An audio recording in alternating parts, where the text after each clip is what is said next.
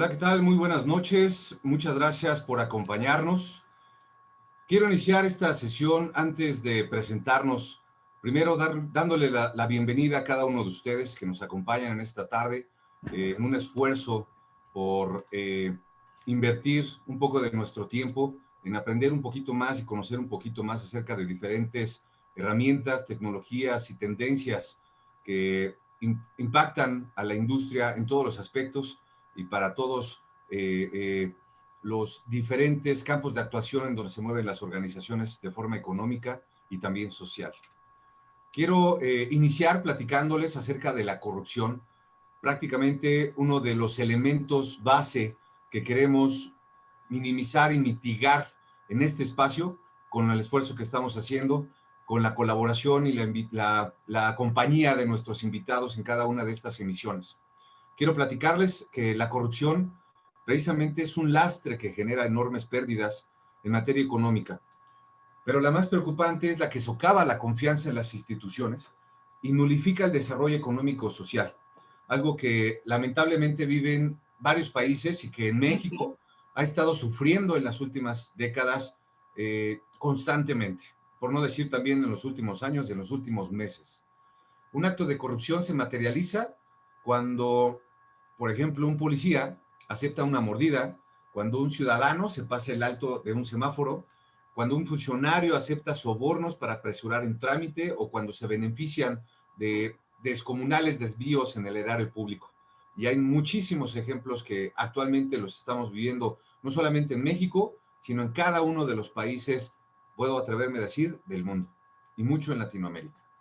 La corrupción nos lastima y contribuye a la enorme desigualdad que impera en nuestro país y en cada uno de nuestros países también hermanos en Latinoamérica. La corrupción es el elemento vertebral de una sociedad desigual, con pobreza y sin oportunidades. Muy buenas tardes de nuevo, soy Gustavo Martínez Mancera, presidente y socio fundador del Instituto Internacional de Ética Empresarial y Cumplimiento, la cual es una institución líder y pionera en investigar, capacitar y compartir estos temas de ética empresarial y cumplimiento normativo. Les doy la más cordial bienvenida a este estreno del programa 6 en Punto, un espacio dedicado para usted, para apoyarlo de toda forma posible con experiencias y casos de negocio con aplicación en la vida real. Le doy la más cordial bienvenida también a nuestros invitados y le agradezco por invitarnos también en este espacio, a este espacio y desarrollar este tipo de espacios para todos ustedes, a INACIP Media y también al doctor David Merino por la invitación y por esta gran iniciativa de impulsar estos espacios para causar un mayor impacto social y una conciencia social, que eso es lo que tratamos de generar en estos espacios. Concretamente en este programa 6 en Punto, compartiremos no solamente temas de integridad empresarial o de cumplimiento normativo o de compliance, realmente compartiremos con usted cada jueves a las 6 en Punto la diferencia de perspectivas, experiencias, vivencias de diferentes invitados internacionales que nos compartirán en un formato casual, pero con la seriedad de cada uno de los temas que trataremos, estas nuevas tendencias, herramientas y metodologías para ayudarlo a usted a calibrar su programa de compliance o en su caso poder implementar también uno en su empresa. En esta primera emisión quiero compartirles también algunas reflexiones antes de presentar a nuestros invitados sobre la integridad, que no solamente podemos hablar ahora de la integridad empresarial, a mí me gustaría platicar un poquito acerca de la integridad como una consistencia entre las acciones de una persona y sus valores. Por ahí hay una frase precisamente en inglés anglosajona que dicen que debe de coincidir el talk con el walk, ¿no? La forma de cómo nos conducimos con lo que decimos, donde realmente estos valores son los principios que orientan nuestro comportamiento y a su vez también nos permiten escoger o apreciar algunas cosas sobre otras.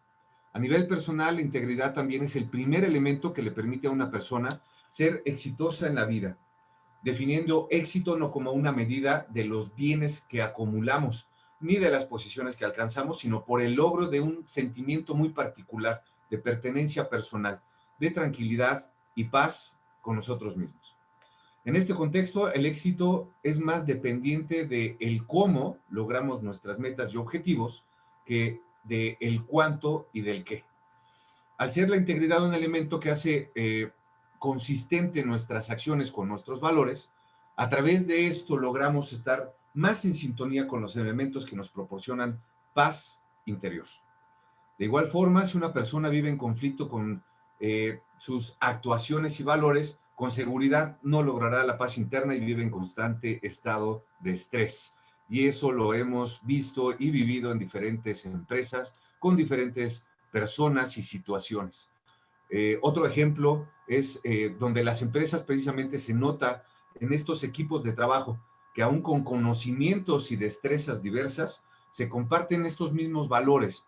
Su interacción es mucho más efectiva si el grupo está conformado por personas que tienen valores y comportamientos diferentes, que típicamente los hace disfuncionales, conflictivos y de bajo rendimiento. En el Instituto Internacional de Ética y Cumplimiento también consideramos que la integridad es una tremenda ventaja competitiva y es el eje de nuestra cultura corporativa. Y es algo de lo que queremos nosotros compartir con cada uno de ustedes, porque la integridad genera confianza, que a su vez es la base fundamental de nuestro negocio. De igual forma, la integridad atrae y retiene talento, pues las personas íntegras se sienten muy bien, muy acogidas cuando interactúan dentro de una cultura basada en valores que se comparten, y dentro de estas organizaciones realmente actúa la integridad como una base de actuación en la organización. Es un excelente negocio a corto, mediano y largo plazo. Aquí hay una clara correlación entre una empresa con altos niveles de integridad y rendimiento. Evidentemente, estos son algunos de los beneficios que tiene un programa de compliance o de integridad empresarial. Y con esta pequeña reseña o síntesis y reflexión, quiero darle la más cordial bienvenida a Teresa Vial Virrell. Muchas gracias y buenas noches, Teresa. ¿Cómo estás? Gusto en saludarte.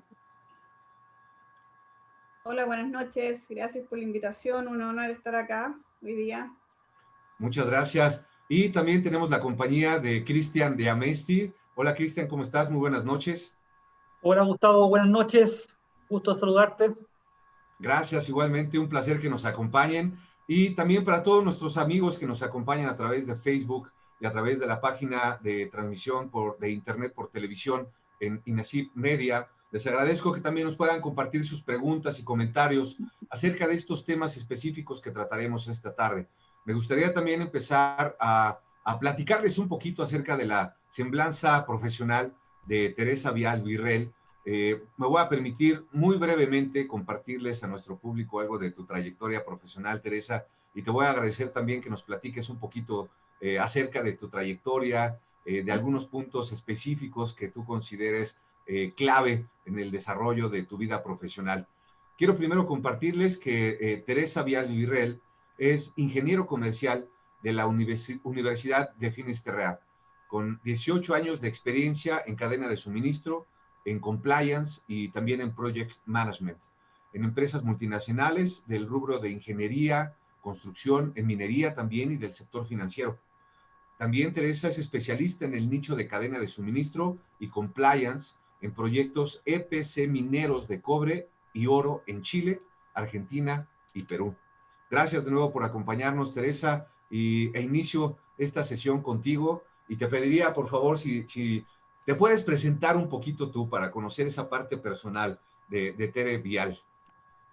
Bueno, primero decirte que lo que dijiste de Walk the Talk es un lema que tuve con el último director de proyecto que tuvimos y fue con un sudafricano. Y cuando lo hablaste me acordé de él y siempre traté de seguir ese ejemplo y en el fondo no solo ser, sino que no solo parecer, sino ser. Es un poco lo que el equivalente en español. Bueno, mira, yo la verdad es que he tenido una experiencia bastante como diferente. Yo soy un ciudadano del mundo por cosas de la vida. Hija diplomático, me tocó ir en todas partes Y cuando mi carrera partí en la banca financiera, o sea, en los bancos, en el área comercial, y por cosas de la vida terminé trabajando en proyecto minero, que son construir las plantas de proceso de las minas. Y partí en cadena de suministro y me certifiqué como auditor de la disciplina. Y, y bueno, al poco andar me tocó unir este nicho de suministros con compliance y ejecutarlo en un proyecto minero. Y la verdad es que el proyecto minero se llama la billetera de Chile porque es donde está todo el gran ingreso y hay mucho incentivo perverso para la corrupción, ¿ya?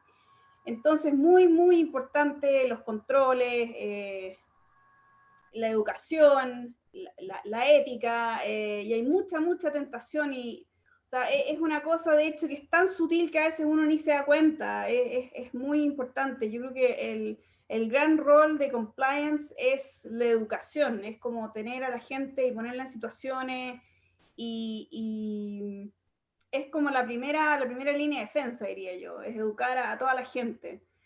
Pero yo creo que la gran cosa que tiene este compliance es que al final uno va educando y va creando como mejores ciudadanos, digámoslo entre comillas, porque parte por ahí y se puede ir a las casas y se puede ir así, así se puede ir como esto se va en un flow down así al resto de la sociedad. Yo creo que eso hoy en día en Latinoamérica es un gran tema. Eh, entonces, yo creo que esto, como tú dijiste, es un tema que abarca toda nuestra vida. Así que eso, no sé, no sé cómo. Perfecto, no, sí, muy bien, Teresa. Realmente te comprendo muy bien, sí, porque es algo que la integridad se comparte. Y como dices, es un flow down, es algo que viene desde arriba, que se debe de compartir precisamente con toda la organización y para todas las personas. Eh, bueno, entrando un poquito, o antes de entrar precisamente ya al tema de esta sesión, para platicar acerca del due diligence con proveedores y de estos conflictos de interés, me gustaría también presentarles a todos nuestros asistentes al maestro Cristian de Amesti, un gran amigo y colaborador también del instituto. Y Cristian, muy buenas noches, muchas gracias, bienvenido a este espacio. Me gustaría también iniciar con una pequeña presentación de tu semblanza profesional y también te voy a agradecer si nos puedes compartir tu perspectiva para que tú solito te presentes en este espacio para todos. Cristian de Amesti es abogado corporativo, especializado en mercados regulados, específicamente en farma, en energía y educación superior, con estudios de posgrado en libre competencia, economía y regulación, además de propiedad industrial e intelectual. Eh, Estos estudios los cursó en la Pontificia Universidad Católica de Chile. Parte de su trayectoria profesional incluye haber ejercido también como director del área legal de compliance y de relaciones gubernamentales en compañías farmacéuticas multinacionales.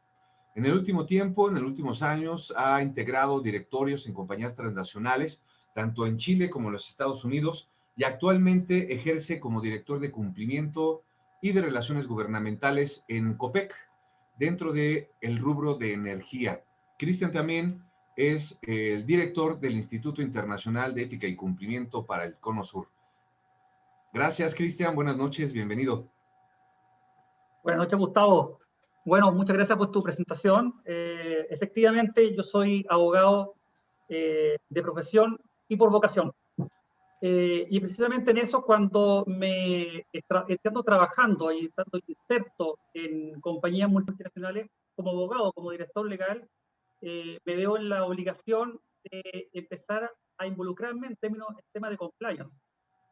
Por ahí, por el año 2009, cuando parte en Chile la famosa ley de responsabilidad penal de las personas jurídicas, que actualmente está en casi todos los países de Latinoamérica.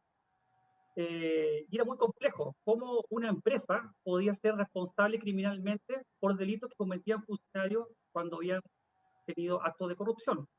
Y fue así donde empecé a involucrarme en estos temas, siendo yo fiscal corporativo en ese entonces de un grupo educacional norteamericano, en donde no solo me afectaban normas chilenas, sino que también las normas extraterritoriales. que era la FTPA americana, y la UK Bravery Act de Inglaterra, puesto que el holding empresarial tenía operaciones muy importantes en Estados Unidos y en Gran Bretaña. Por consiguiente, era complejo racionar el comportamiento interno de las personas por esta nueva realidad que partió el año 2009 con solamente 3 delitos. A la fecha, la responsabilidad penal de la persona jurídica en Chile ya lleva 14 delitos. Y es un catálogo que está con proyecto de ley que incluso que pretende incorporar todos delitos económicos. Le podría llegar incluso a 60 delitos. Entonces, el desafío presente es alto, involucrar a todas las personas al interior de una empresa con debida capacitación, desde el directorio hacia abajo, y al mismo tiempo crear esta real cultura de compliance, de cumplimiento, puesto que compliance somos todos, no solamente quien ejerce como compliance officer, todos son compliance. No se puede minimizar ningún cargo al interior de la empresa. Cualquiera puede ser objeto o promotor de un soborno que es delito y criminalmente punible. Por consiguiente, ese es el gran desafío, y el desafío es plasmar de un buen comportamiento ético corporativo al interior de la empresa, crear este emblema oficial, y por consiguiente eso nos da seguridad a todos al interior de la empresa, puesto que una empresa que se guía por buenos principios corporativos, sin duda es una empresa que va a tener un nivel reputacional bastante elevado y va a ser cada vez más fuerte ante terceros y ante el organismo cuando llegue a contratar, y por consiguiente siempre se va a redimir en buenos ingresos. Por consiguiente, el actuar de forma ilícita sí tiene buenos ingresos y una buena contraprestación recíproca. Claro, exactamente, Cristian. Sí, de hecho, estos son algunos de los grandes beneficios que tienen los programas de integridad empresarial o de compliance. No solamente al asegurar que la empresa o que la organización pueda caer en una potencial situación que vaya en contra de las leyes, regulaciones o reglamentos, sino que realmente mejora la comunicación interna en las organizaciones, ayuda a que los empleados nos pongamos la camiseta de la organización porque tiene esta ayuda social también. Entonces, realmente tiene muchísimos beneficios. Quisiera, bueno, primero confirmar, Cristian, si tienes posibilidad, me comentaste que querías compartirnos una presentación para ver Sí, claro. si puedes compartir la pantalla para entrar en el tema de esta tarde, que es un tema realmente, aparte de muy interesante, es algo que también está de mucha actualidad. Ahora, precisamente, como lo mencionabas, con todas estas leyes y regulaciones internacionales, y estoy seguro que para nuestros amigos y colegas que nos ven en esta tarde, les va a ser de mucha ayuda y de mucho interés. Adelante, Cristian. ¿Se ve la pantalla? Ahí se ve excelentemente bien, gracias. Perfecto. Bueno, vamos a conversar un poco sobre el due diligence o debida diligencia que se debe hacer cuando ingresa un nuevo proveedor a una compañía, partiendo de la premisa que estamos conversando de una empresa, sea nacional o extranjera, pero una empresa en que debe efectuar tener una debida certeza de con qué proveedor está trabajando. Vale decir, si ese proveedor, esa empresa que va a incorporar como un servicio transitorio o externo, está empapada de un sistema de compliance robusto que pueda tener una plena certeza en el trabajo y que no irrogue un eventual riesgo de corrupción o conflicto de interés en la materia. Para esto vamos a partir de la premisa cómo viene la regulación dentro de nuestra región, en Latinoamérica. Y como les contaba en la presentación inicial, el 2009 Chile fue el pionero dentro de América Latina en donde incorporó una ley de responsabilidad penal de la persona jurídica. En láminas posteriores vamos a ver cómo eso se fue asimilando por otros países de la región.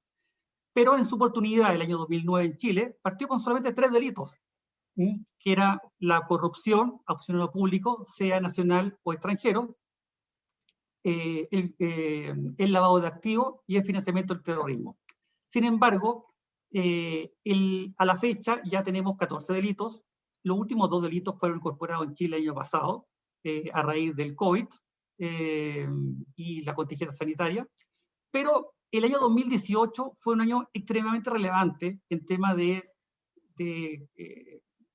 mitigación de riesgos y de responsabilidad penal de la persona jurídica, puesto que podemos señalar dos ítems importantes en esta fecha. El primero, que México se incorpora a la responsabilidad penal de las personas jurídicas, tipificando varios delitos criminalmente. Y segundo, en donde en Chile, por su parte, que era el país pionero en este tipo de legislación, incorpora una nueva ley en donde sanciona delitos importantes como la administración desleal, la corrupción entre particulares o privados y la negociación incompatible. Y además aumenta significativamente las penas. Esto con el fin de que países que aspiraban a la vía de desarrollo a través de la OCDE debían tener penas realmente disuasivas de la corrupción. Por consiguiente, estos nuevos delitos se tipifican en el Código Penal y sancionan no solamente a la empresa, sino que a gerentes, directores y en general cualquier tipo de ejecutivo involucrado en este tipo de delitos. Y en este caso, cuando hablamos de administración desleal, corrupción entre privados y negociación incompatible, nos referimos precisamente al tema que nos convoca: cómo debemos hacer una efectiva debida diligencia cuando incorporamos a la empresa a un nuevo proveedor. Entonces, como les comentaba, este es el formato, cómo está en la región dimensionado la incorporación de la responsabilidad penal de las personas jurídicas. Como les contaba, en Chile, el año 2009, posteriormente sigue Brasil el 2013, Colombia el año 2016, Perú el 2017, Argentina el año siguiente, el 2018, finalmente a finales del año 2018, México con la responsabilidad penal de las personas jurídicas. Distintos delitos, no todos los delitos son similares, no todas las penas son similares, pero el fondo y el trasfondo de esta legislación es hacer responsable criminalmente a la empresa y a los ejecutivos con penas de prisión efectiva y además con multas y otro tipo de sanciones pecuniarias bastante elevadas. Cristian, aquí me gustaría hacer un pequeño, intervención para seguir platicando, y Tere, también eres bienvenida también para comentarnos. Precisamente yo creo que eso es un excelente cuadro comparativo en cuestión de las normas ya regionales en Latinoamérica. Hay muchos empresarios que en México todavía les sorprende el que ya exista ahora una legislación para hacerlos responsables penalmente en cualquier situación que se vea inmersa la organización, ya sea interna y externamente, ¿no? Así es, y es una legislación que está cada día más avanzando, es progresiva. Nuevos países han ido sumando al tema de combatir la corrupción. Nuevos países incorporan esta responsabilidad penal de la persona jurídica con la necesidad corporativa de crear un modelo de prevención de delitos y definición de un encargado de prevención, compliance officer, que pueda dirimir estos conflictos, y al mismo tiempo esto te da un plano de certeza jurídica al interior de la empresa, puesto que obviamente esta empresa que se ha preocupado de tener estos estándares anticorrupción más elevados son aquellas que han sido más proclives a tener un comportamiento ético empresarial. Definitivamente, sí. Y mencionabas también de que existen las sanciones que se han vertido ahora de forma más disuasiva. Precisamente la Asociación de Examinadores de Fraude Certificados lo muestra de esta forma desde Estados Unidos y en sus diferentes representaciones en los países. Uno de los pilares es precisamente la disuasión para evitar el soborno, el fraude en las organizaciones. Entonces, toda esta estructura legal sí sirve para poder tener un marco teórico, conceptual, inicial, legal, pero aquí una de las grandes deficiencias que tenemos es la aplicabilidad de todo esto, ¿no? Cuando no se aplica la ley. Pero bueno, adelante, Cristian, por favor. Muy bien. Bueno, en el trasfondo lo que nos convoca a fin de prevenir un conflicto de interés cuando estamos instando a incorporar un nuevo proveedor dentro de una empresa, no debo basar siempre en ciertos estándares. Un estándar de que la selección de este proveedor sea independiente y atribuible a la calidad del servicio. Vale decir, aquí el efecto económico no es primordial. Yo puedo perfectamente seleccionar un proveedor que tenga un valor de mercado superior a sus competidores. o que pueden existir otros factores que hagan priorizar la selección de ese proveedor por sobre otro, como la calidad del servicio, como la rapidez o eficacia en la entrega del servicio que estoy contratando, o bien la experiencia consolidada en el mercado, que sin duda cuando exista un inconveniente no me va a dejar botado versus a un proveedor nuevo. Por consiguiente, son varios factores que deben ser considerados para hacer la debida selección, pero siempre dentro de un precio de mercado. Y ese es un tema bastante crucial. Por consiguiente, cuando yo hago esta debida diligencia, lo recomendable es que yo estudie qué sociedad estoy incorporando. Pedir la estructura social, verificar quiénes son sus socios, verificar que hagan una debida declaración de vínculos, que nos vamos a referir especialmente a ese tema. ¿Qué tipo de vínculos deben ser declarados? Y firmar un compromiso contractual cuando esta empresa no tenga un estándar anticorrupción establecido. Puesto que si mi empresa es una compañía multinacional que tiene un sistema de compliance preventivo ya consolidado y maduro, puedo tener un proveedor perfectamente que sea nuevo en el mercado. Y sin duda ese proveedor lo más probable es que no tenga un sistema de compliance establecido o al menos maduro. Por consiguiente, yo debo asimilar que ese proveedor asuma mis estándares anticorrupción con el fin de hacer un levantamiento de información eficaz y que al mismo tiempo asegurar que sus ejecutivos principales o representantes legales aseguren que no van a cometer actos de corrupción. Por consiguiente, hay que tener eso es muy importante, puesto que en procesos de contratación es muy importante que todo eso esté debidamente estandarizado. No puedo discriminar a uno y a otro darle carta abierta. El proceso debe estar estandarizado y requerir todos los mismos cánones a todos por igual, sin discriminación alguna. El precio, que sea siempre de mercado, que a veces no es fácil llegar a un correcto precio de mercado porque existen ciertos bemoles que hacen variar esta situación, pero siempre se puede establecer con precisión o cierta certeza al menos si el precio es o no es de mercado cuando un precio es demasiado elevado o demasiado bajo del mercado. En las licitaciones es un gran tema, que eso da para otra conversación adicional, pero sin embargo cuando existe el proceso de licitación debo tener mucho cuidado con ciertas políticas internas que manejo dentro de la empresa y manejar, por ejemplo, política de anticorrupción, política de regalos e invitaciones y política de donaciones, puesto que no puedo, por ejemplo, y dando un simple caso, no puedo contratar a un proveedor con un precio competitivo, pero al mismo tiempo estoy efectuándole regalos e invitaciones o incluso donaciones que podría significar el pago encubierto de un sobreprecio. Entonces, por eso es necesario que yo mantenga estas ciertas políticas y que sean debidamente difundidas al interior de la empresa. Vamos con el tema que comentaba, la declaración de vínculos. Es muy importante que a cada proveedor, a cada proveedor o trabajador que ingresa a la compañía, yo le exija un formulario de declaración de vínculos.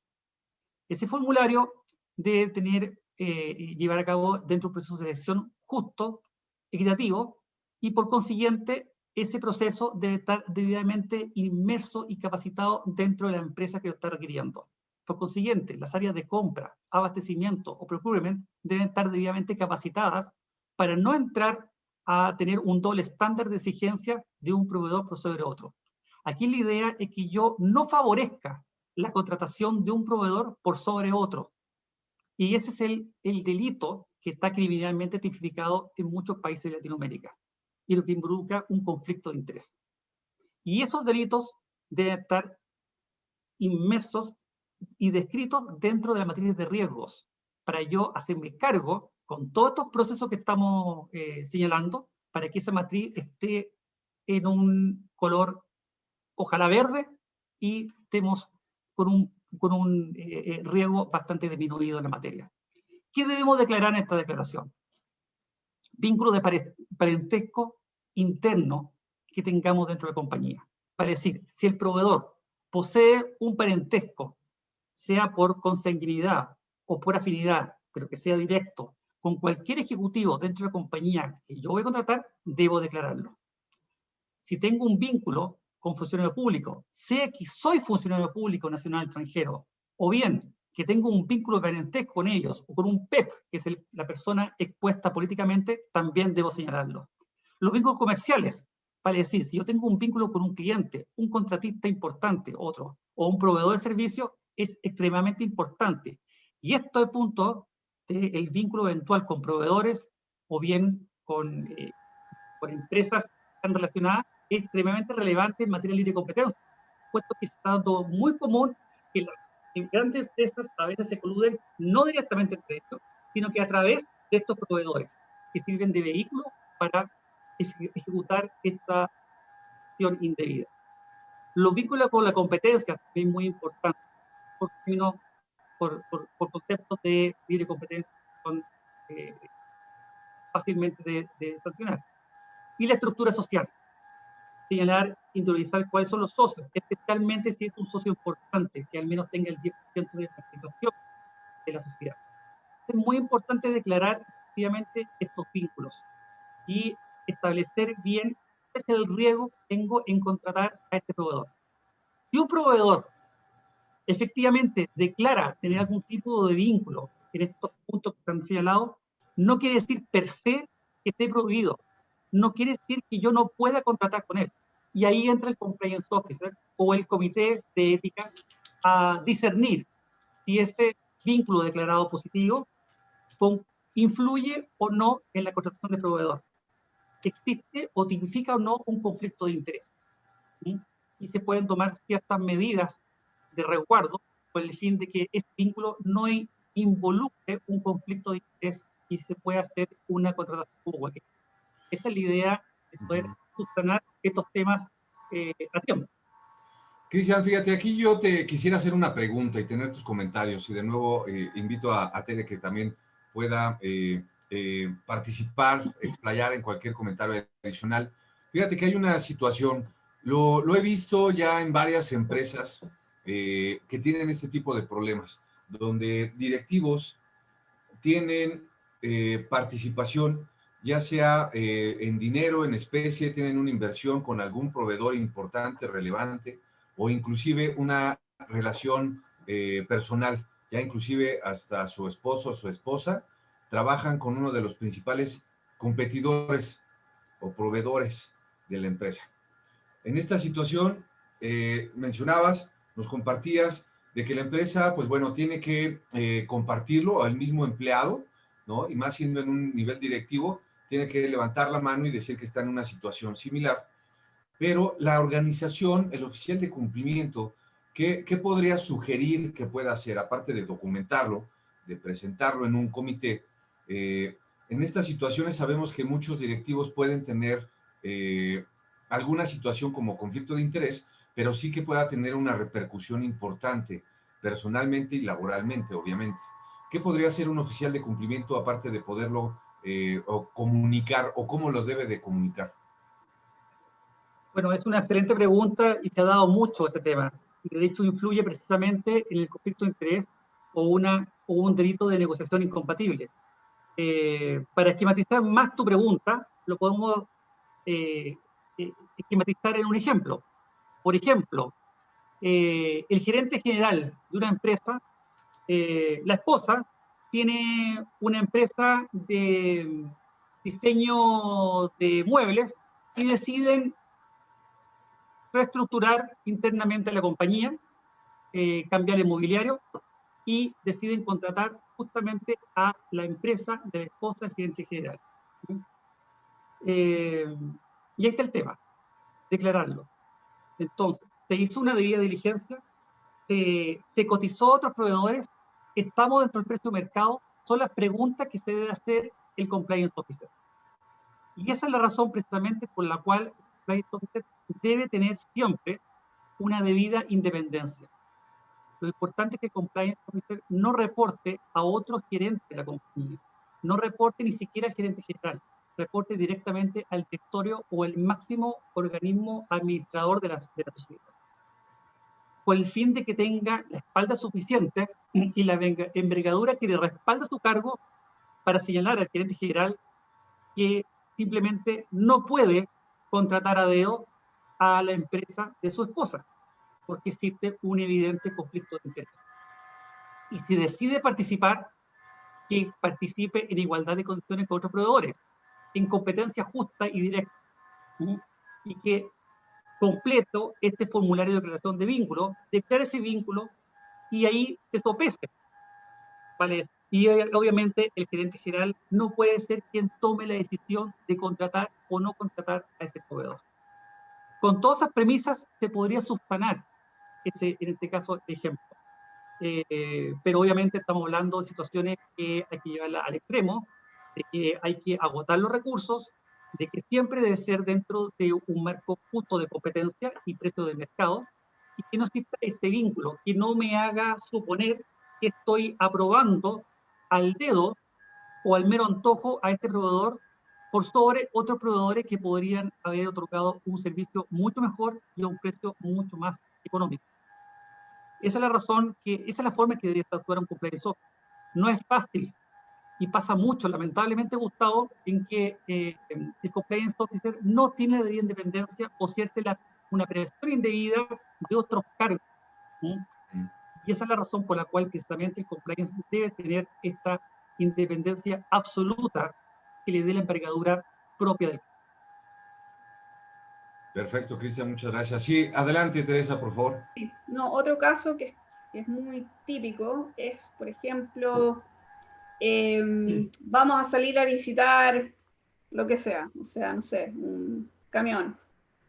Y le asignan a un administrador de contrato o a un comprador salir a comprar este camión, por ejemplo. Y ese comprador, no sé, tiene un hermano o un cuñado o algo en una de las empresas típicas que venden camiones, ¿ya? Entonces, ¿qué tiene que hacer esa persona? Tiene que declararlo y conversar con el gerente y decir, yo me tengo que retirar de la licitación.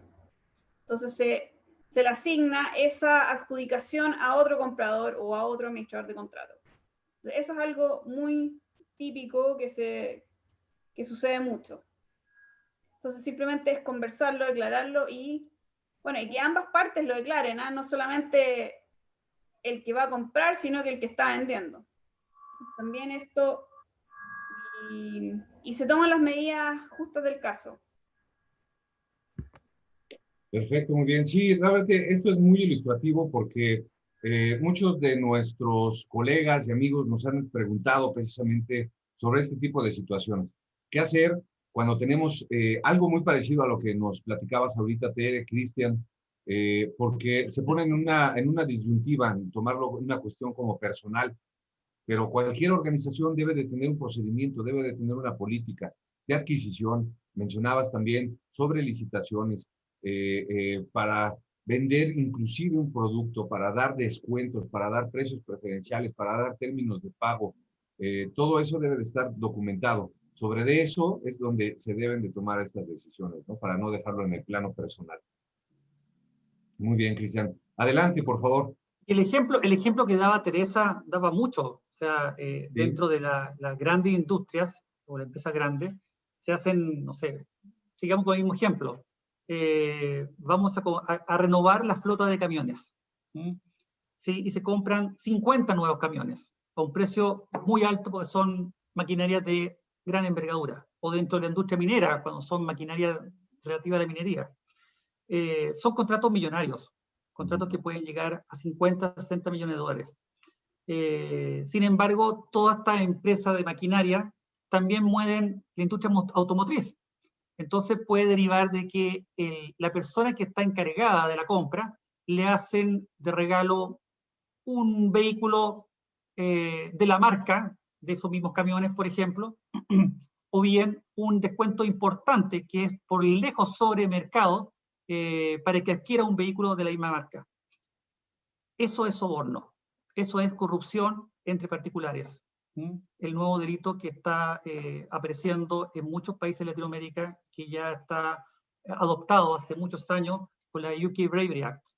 Por consiguiente, para evitar ese delito que va a reprochar criminalmente responsabilidad a la empresa y puede derivar en cárcel para algún ejecutivo, simplemente es importante tener la política de regalos e invitaciones y que necesariamente se corte de raíz y se declaren esos regalos para poder privar, digamos, de que la empresa y las personas que están involucradas en esa organización no caigan en una responsabilidad criminal. Pero sigamos con el tema que estamos conversando. Por favor, Cristian, sí, adelante. Yo me quiero explayar en lo que decía Cristian. Otra manera que pueden hacerlo, por ejemplo, es que te dicen, tú querías ir a una conferencia de algo, o querías tomar un curso de no sé qué, o querías viajar a no sé dónde, entonces yo te beco, o yo te pago ese viaje, y esa es otra manera de soborno, ¿no? De corrupción. De soborno, sí, otra manera de soborno. Entonces, siempre es muy importante, y hay miles de ejemplos que se pueden hacer. Por ejemplo, el otro día conversábamos en mi empresa que hay empresas que tienen distintas políticas, empresas que, por ejemplo, la gente de abastecimiento les tienen prohibido recibir nada, no pueden recibir ni siquiera un lápiz, o sea, un llavero, nada. Otros dicen, ok, hasta $20, por ejemplo. Otros dicen hasta 150. Hay tramos, por ejemplo, o lo puedes declarar o no declararlo, dependiendo de los tramos. Y lo importante es saber, declararlo. Pero, por ejemplo, puede pasar que de repente si una empresa tiene una política de 0, por ejemplo, y tú llegas a tu escritorio y te encuentras con el regalo ahí, o sea, te lo dejaron. Y uno dice, bueno, ¿y qué hago? O sea, hay maneras en que uno no es que sin querer te lo están dando. O sea, hay formas tan sutiles. Entonces, por ejemplo, si te encuentras con un sobre, ¿qué haces? Bueno, o lo puedes devolver, o lo declaras y lo informas. Y bueno, es siempre muy importante ahí la comunicación y preguntar. Siempre ante la duda, pregunta y decláralo. Siempre es mejor estar sobre ser, ¿cómo se llama?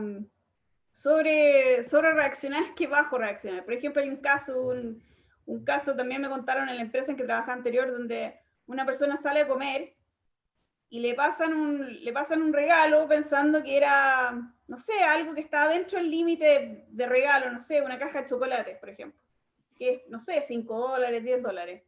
Y la persona ahí en la comida no lo abre y se va a su casa y abre la caja y se encuentra con un fajo de billetes adentro. Y wow. Y esa persona, al no abrirla en la comida, no pudo devolverla. Entonces, se hizo mucho más hacerle el seguimiento, fue mucho más engorroso que si la persona hubiera agarrado esa caja de chocolate y lo hubiera abierto delante del proveedor ahí mismo y devolvérsela. Entonces, legalmente fue mucho más complejo.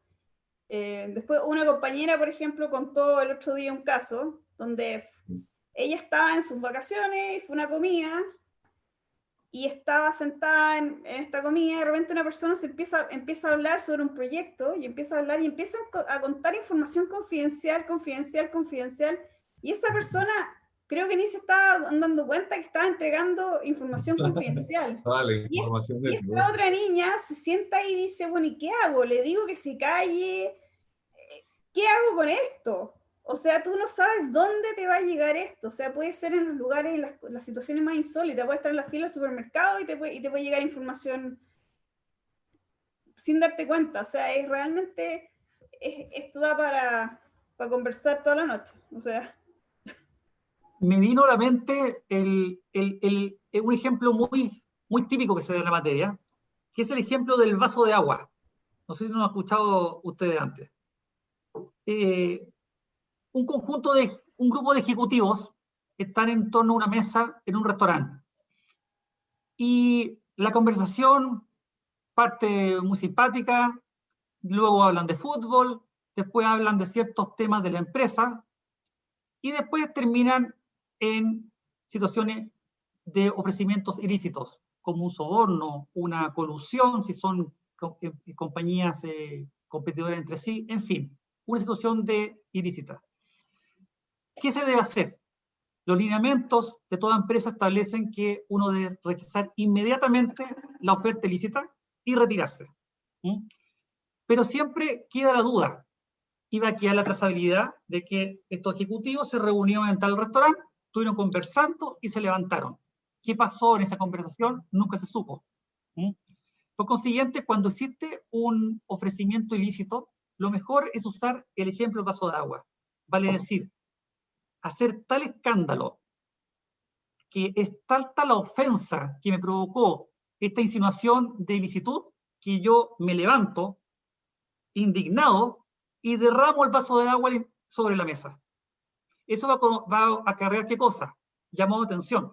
Las mesas de al lado para mirar. Algo pasó ahí que esta persona se enojó. Tanto así que se levantó de la mesa y botó el agua. ¿Ah? El mozo, quien atiende, va a llegar a limpiar. Entonces ya tenemos testigos que vieron que ese ejecutivo se molestó y se retiró anticipadamente y enojado. Entonces, esa es la situación que es importante entregarla.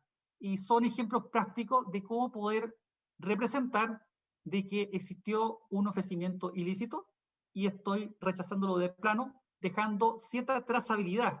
Vale decir que existen testigos de que pueden acreditar de que yo rechacé esa oferta ilícita si aparece a la luz pública. Cristian, yo creo que te acuerdas muy bien de una situación que vivimos. Cristian y yo tuvimos la oportunidad de colaborar juntos en el área de cumplimiento. Y voy a permitir platicar esta anécdota porque la verdad es que es muy chistosa, muy ilustrativa. Fue una situación también donde existía una situación de conflicto de interés. Fue reportado el director general de una empresa que estaba involucrado en estas situaciones.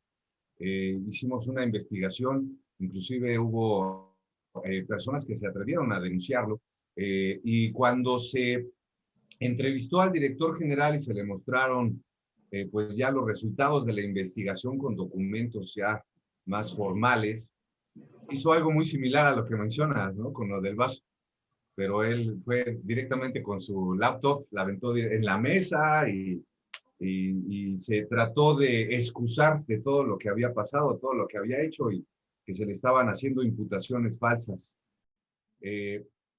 Todo este tipo de situaciones obviamente impactan en la propia actividad del oficial de cumplimiento, la actividad profesional.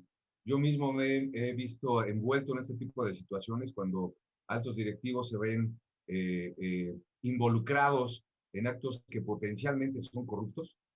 Y estamos en una disyuntiva de cómo poder solucionarlo. Entonces creo que este tipo de pláticas nos ayudan mucho a aclarar y a tener herramientas como para poderlo comunicar dentro de nuestras organizaciones.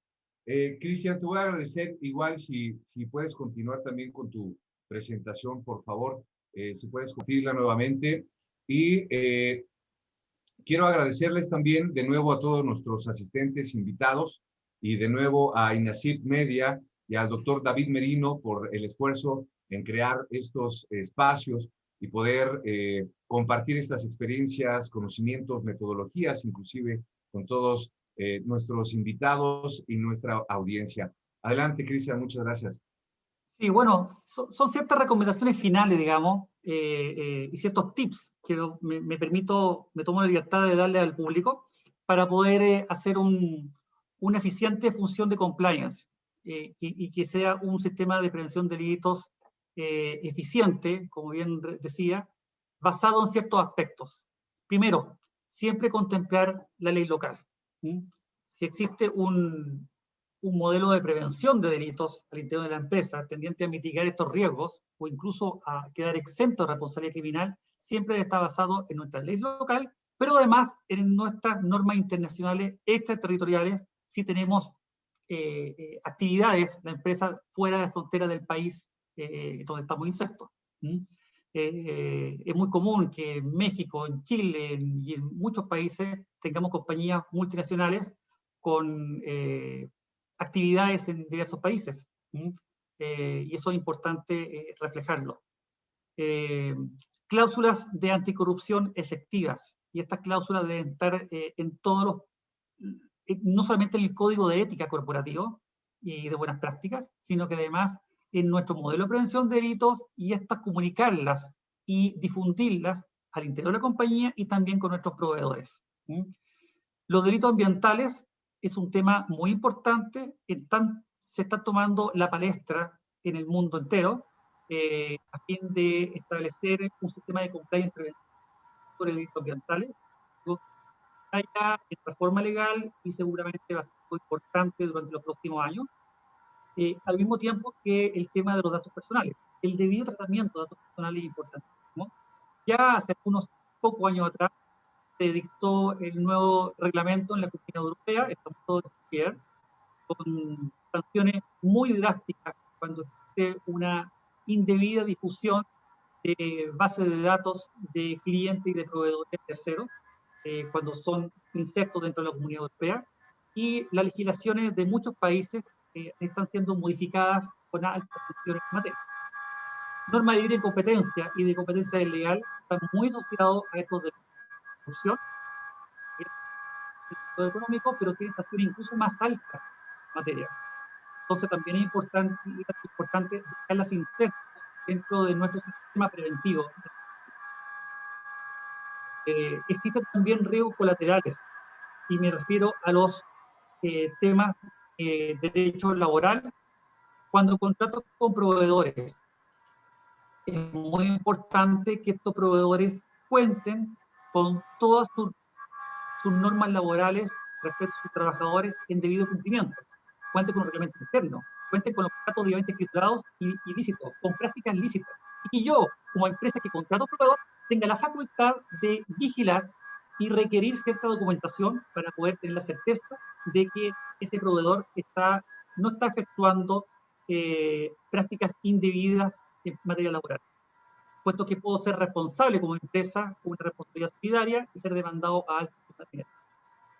La prevención de conflicto de interés en términos del nuevo delito que se está creando en muchos países, que es la negociación incompatible, es importante, que es justamente el motivo que nos ha convocado, poder hacer una debida diligencia a los proveedores para evitar de que no existe un conflicto de interés y se está contratando en condiciones de mercado y similares transversalmente para todos los proveedores. Todos estos riesgos deben estar debidamente incluidos en la matriz de riesgos y la estructura del cargo compliance, como decíamos en tu pregunta anteriormente, Gustavo, debe tener la debida independencia, que tenga la envergadura suficiente para golpear la mesa si es necesario y señalar al gerente general o a cualquier otro importante cargo de la compañía de que una negociación o cualquier bemol dentro de la misma es ilícito o al menos tiene un altísimo riesgo de... Al mismo tiempo, todos estos sistemas no sirven absolutamente de nada si no cuentan con un sistema de capacitación anual. Y este plan de capacitación anual debe ser implementado desde el directorio o máximo órgano regulador hacia abajo de la compañía. Todos deben ser capacitados en igualdad de condiciones, al menos una vez al año, para poder decir que tenemos un sistema de compliance preventivo, eficaz, eficiente y vivo, porque esto se va modificando de tiempo en tiempo y por consiguiente es la única forma de hacerlo debidamente eficaz.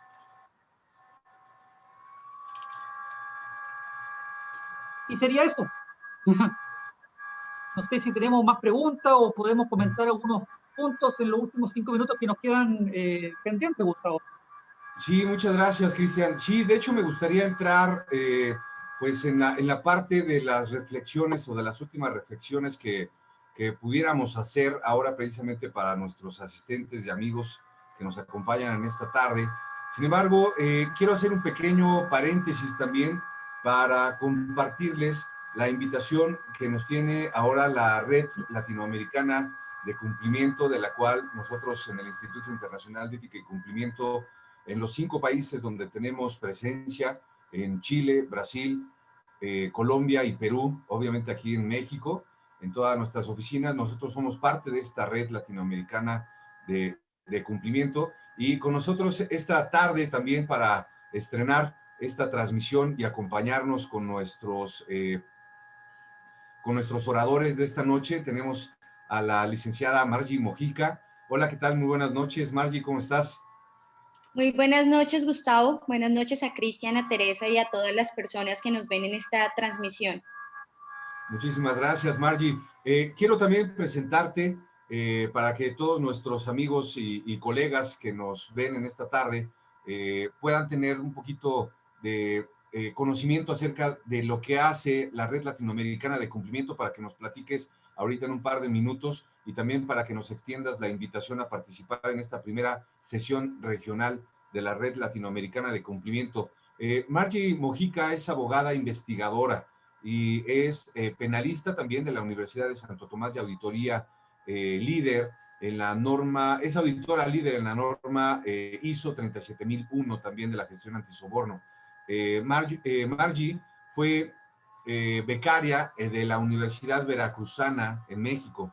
También tiene experiencia investigativa en temas asociados a transparencia, anticorrupción y ética en el sector público y privado. De nuevo, muchas gracias, Margie, por acompañarnos, y te voy a agradecer mucho que nos platiques un poquito acerca de este evento de la Red Latinoamericana de Cumplimiento. Muchas gracias a ti, Gustavo, por la invitación y bueno, lo primero sea decirles que la Red Latinoamericana de Cumplimiento efectivamente es una organización aliada del Instituto Internacional de Ética Empresarial y Cumplimiento, quien hoy nos extiende esta invitación. Somos una organización fundada en Colombia, pero que a lo largo del tiempo ha logrado consolidarse, tiene un enfoque multilatino y actualmente estamos conformadas por 35 organizaciones, varias de las cuales son empresas multinacionales, a través de las cuales buscamos promover buenas prácticas en materia de integridad y ética empresarial. Y en esta ocasión nos encontramos promocionando la primera reunión regional que vamos a organizar con algunos de nuestros aliados, incluidos el Instituto Internacional de Ética Empresarial, también con el Consejo Privado Anticorrupción de Perú, la Asociación Chilena de Cumplimiento y Ética Corporativa y el capítulo argentino de la World Compliance Association. Esta primera reunión se va a llevar a cabo el 25 de marzo, en el caso de México, en el horario de 8 a 10 de la mañana, y el tema central va a ser protección de datos personales.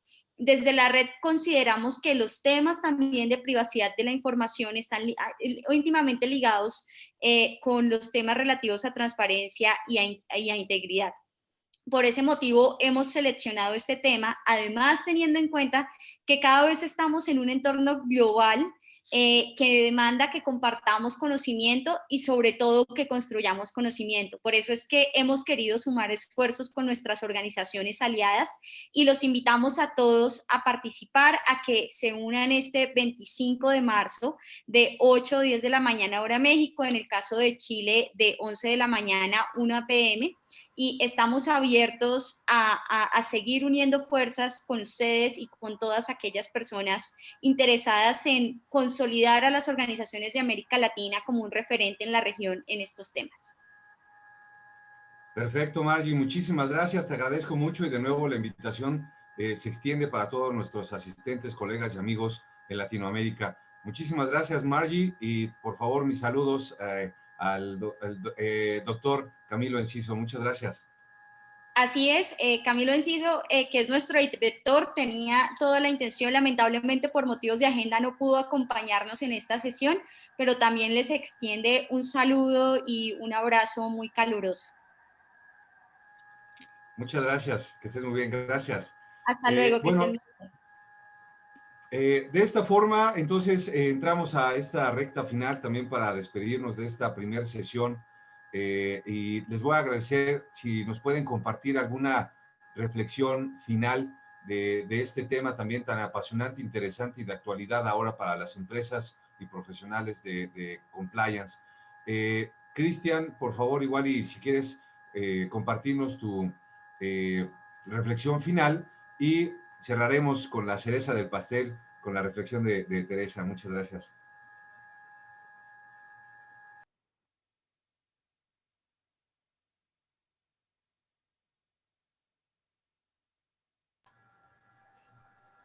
¿Tiene el micrófono apagado, Cristian?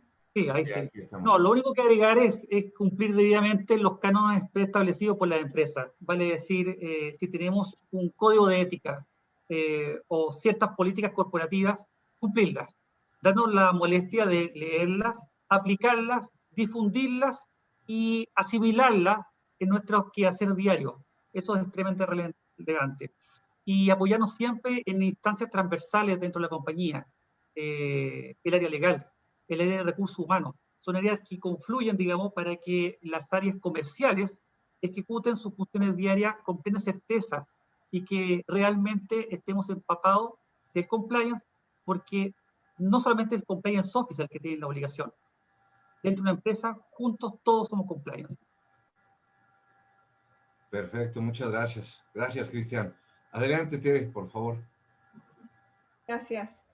Bueno, yo creo que Cristian lo dijo muy bien, pero también agregar que no solo con la empresa, sino que también hacer parte de uno los contratistas, los subcontratistas, y es muy importante capacitarlos y como hacerlos parte de tu empresa y ser todos como uno, porque al final si un contratista o subcontratista está involucrado en algo, también es sujeta a sanciones la empresa contratante. Entonces es muy importante incorporarlos a todos y capacitarlos a todos y hacer este flow down nuevamente de cultura. Y volviendo, yo creo que también aparte de lo que él dice de ocupar ¿cómo se llama? Al área de recursos humanos y al área legal, también es muy importante el jefe, y si no, el jefe más arriba. Siempre también la comunicación. Y la comunicación es muy importante. O sea, y ante la duda, abstenerse y preguntar. Eso creo yo que es muy importante. Y gracias por estar acá. Perfecto, Teresa. De nuevo, un placer tenerte en este espacio, saludarte por aquí. Cristian, les mando un fuerte abrazo hasta Chile y de nuevo a todos nuestros colegas y amigos que nos sintonizan. Los esperamos de nuevo el próximo jueves a las 6 en punto. Muchas gracias. Buenas noches.